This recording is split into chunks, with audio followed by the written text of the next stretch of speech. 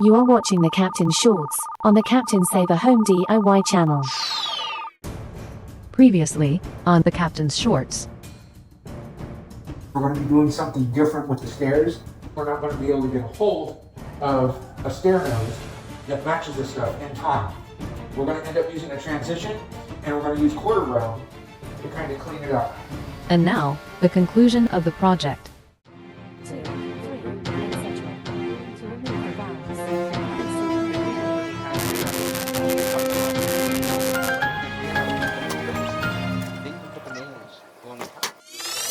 The customer has decided on new carpet on the stairs. Keeping a soft material on an area of the apartment that is considered a hazard area is always a good idea. On the stairs, the carpet was installed against the wall, under the baseboards, and with the area inherently closed in the way it is, having the carpet tucked under the sides again will be a suitable option. So, we'll be taking the baseboards off to make it easier to install the new carpet and pad. We will be reusing the baseboards. Care must be taken to ensure we do not damage them as we remove them. To do so, we must score the edges where the caulking had been applied and pry them away from the wall using a drywall knife. And since each piece may be slightly different lengths, numbering them, in the order they were removed, will make it considerably easier to install them in their appropriate locations after the carpet is in place. And removing the leftover caulking that is on the walls, using the drywall knife, is better to accomplish now, before the carpet is removed. That way, most of the small debris will be captured while the carpeting is being rolled up and hauled away. And just like in the rest of the apartment, the padding was glued down excessively. So, taking it out is going to require a lot of scraping and tossing it out in pieces into a demo bag. Each riser piece will be cut to the same size, and each tread piece is the same size, as well. 14 risers will be cut, and 13 treads will be cut, to complete the task. Back pulling refers to pulling the finished nails from the back of the material. This reduces damage to the finished surface of the material due to tool marks, as well as allowing the wood putty or caulking that covered the nail head to stay in place. And removing the caulking from the edges of the baseboard will make for a cleaner reinstallation and smoother finish work. However, care must be taken so that the edges of the trim are not gouged during this process. This is how the padding on stairs should be installed. Staples no more than 12 inches apart along the edges, and we put a few in the middle, just for good measure. And we added a strip of tape at the nose of the steps because it will get a lot of abuse and wear. Cut your carpet lengthwise to minimize the amount of the pieces you will need to install. The longer the sections can be, the better.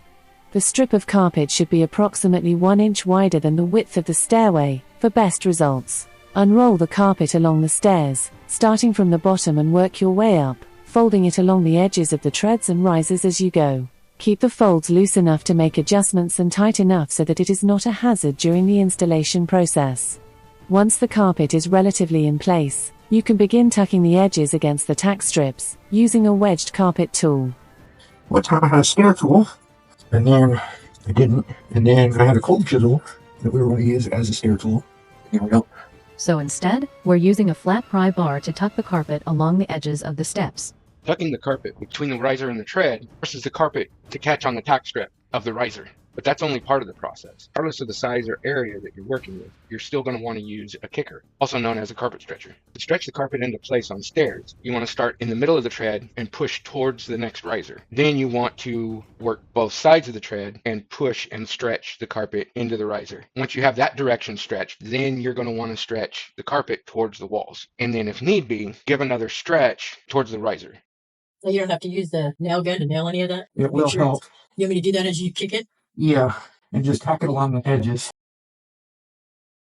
And if your carpet run isn't as long as the stairs and you need to patch in, make sure that the edge of the carpet that you have down already is tucked as far in as you can possibly get it underneath the next tack strip. And using a couple of construction staples should hold it in nice and tight, and then you should be ready to be able to put the next run in. And then we just repeat the process like we did before. Here's the finished product with the baseboards back in place. We know there's still going to be work that needs to be done, and we put down some carpet protector in the meantime, and then they can pull it up when all the work is complete. Let me show you what we decided on to transition between the LVP and the carpet like we had discussed in the last edition. For the top piece, we've used the standard transition that would match the LVP. And as we go around to the front, we've been able to find a piece of quarter round that actually matched the transition. Transition was put in after we put the carpet in, and then that gave us our height for the quarter round, and then we tacked in the quarter round using 16 gauge 3-inch finish nails. Not only does this give the support for the overhang of the transition, but it also locks in the edge of the carpet at the very top. If you live or own property in the Kern County, California area and are considering a home remodel or repairs, feel free to go to our channel and contact us by email at captainsaverhomes0@gmail.com. The captain, Janice, Bubba Joe, and myself will return.